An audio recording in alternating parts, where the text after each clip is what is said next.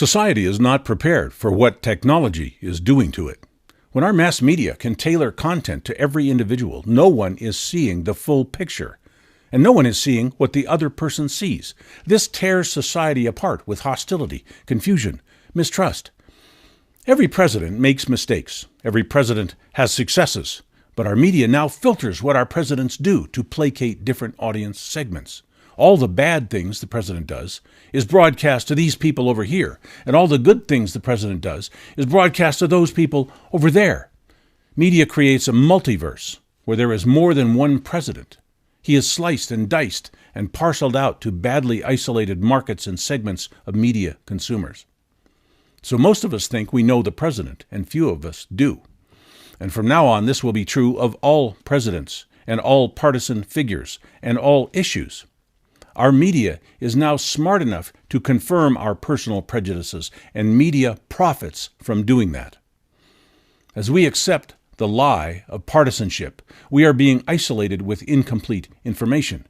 Universal truth and common purpose are being eliminated from the human experience because we must be fighting with each other to make media business models work, and to allow us to be thrust into partisan loyalty and adversarial postures to make the corrupt political system work.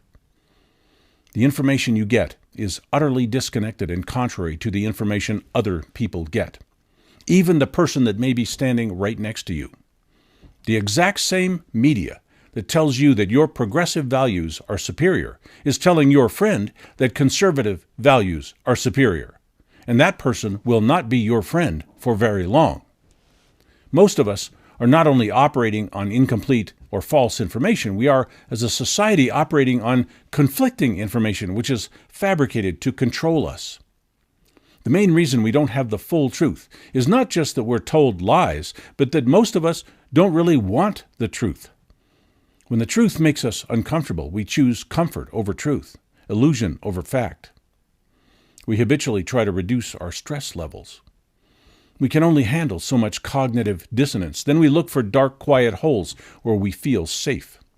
We gladly let media technologies lie to us and enforce our biases and keep unpleasant facts out of our view. This is just human nature, and media now has the technology to exploit that human flaw to the maximum.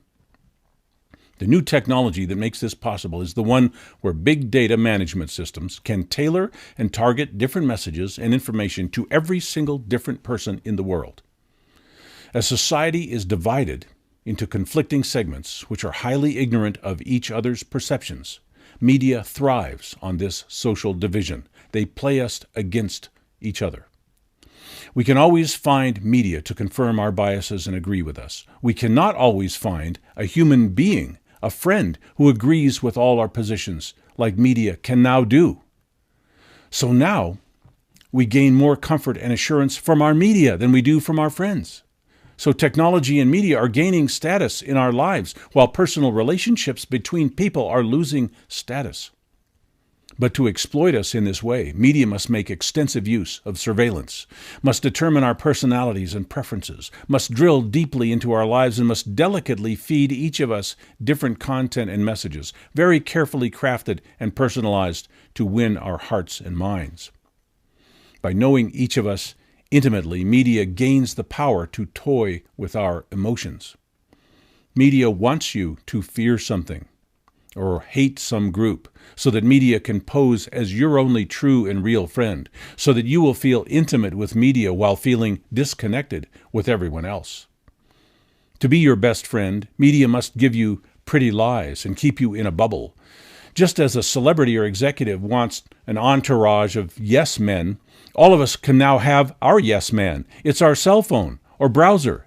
It knows us, and it obsessively serves us only what it thinks we want.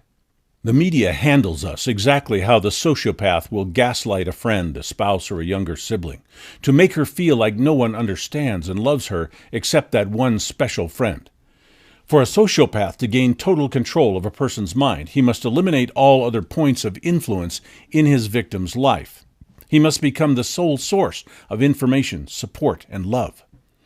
Once his victim is isolated, then he may start committing abuses. So our new electronic media, games, social networks, news feeds, are positioning themselves as our primary connection to the world.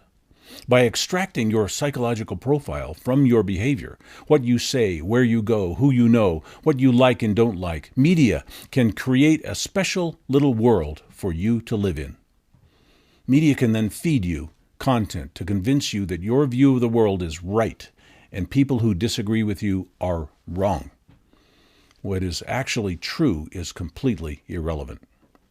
It's all about using surveillance to build a deep and complex profile of your mind, then using that profile to echo yourself back to you with a highly tailored, curated stream of selected information designed to hold your attention at all costs and to be in that safe zone where you are never troubled with what is going on in the real world around you. The only thing that matters is what makes you love your media and continually engage your media. Like a parent who constantly gives the infant more and more candy and less real food, that system is not good for us in the long run. And now we have another major problem with our technological media. It is not only feeding us lies, distortion, and omissions and parroting our biases, it is now censoring on behalf of those who control technology and media. It is twisting our views to become consistent with their views.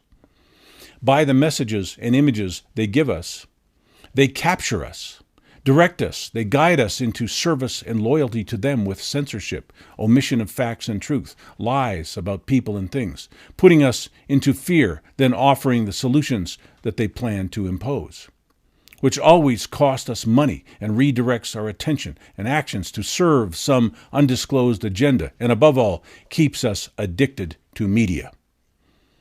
Media is not just a platform, it is a tool of social control for those who wish to influence us, to use us, exploit us, even destroy us. And now they have perfect tools with which to do that. It costs money to produce media. Someone is paying for that, and they want to achieve some result. They want something in return. Our new technological media has not one, but many layers. There's the sponsor who pays for the advertising. Then there's the sponsor who pays and controls the content, the actual programming. Then there's the sponsor who creates the platform and wants to influence people in a broader way. Then there's the carrier who doesn't care what the content is as long as it keeps you tuning in. They must not only get messages to us, it must get us to pay for the infrastructure, the gadgets, the carriers, the networks. We won't pay for all that unless they give us things we love. Only if we love it and use it can they repurpose it to control us. The technology that has enabled all of this is very new, and the effects on society are experimental, clumsy, sometimes highly valuable in the way it can convey information, sometimes very destructive with toxic radio frequencies and polluting consumption of energy. We are guinea pigs for technocrats and this new technology to see how we on the human farm can be herded, corralled, harvested, and slaughtered in fully automated ways. They are still developing this technology, sometimes making mistakes, sometimes hurting people. They're trying to find out how to maximize revenue, how to perfect social control, how to profit from our ignorance, conflict, and intellectual isolation. How to put us in fear and in hate so we can be manipulated with those very powerful emotions. They are learning how to have us begging for more candy while they wrap that candy with their messages, agendas, and behavioral control. They are finding ways to make us love their surveillance. We want them to know more about us, so they will give us more that pleases us. They want us on their leash, and if they do it right, we want to be guided by that leash. So what can we do? We can trick media into showing us things we don't like. We can seek truth even if it hurts. Or we can simply shut off the media and refocus on things that will improve our social connections in other ways. Real social connections, real working and productive relationships. We can create enterprise and take control of our destiny rather than drift aimlessly in an ocean of media manipulation. It takes a certain level of maturity to recognize that some of the things we like are not good for us. Young people are especially vulnerable to media manipulation and media addiction. Sometimes it's hard to recognize how media has become a parasite, a poison. It looks good. It makes us feel good. It must be good. Generally, that is no longer true. Media is a temptation, a lure to cause us to be tracked, monitored, controlled, and deprived of our wealth and self-determination. It is a distraction we crave, an escape we feel we need. Technology is working hard to learn how to manage us, so we must learn how to manage media in our lives, so media does not become the driver of our lives. We must hold media to high standards of truth, objectivity, utility, and value. We must know that we are being played, and we must find ways to prevent that, or at least be aware of how it is being done.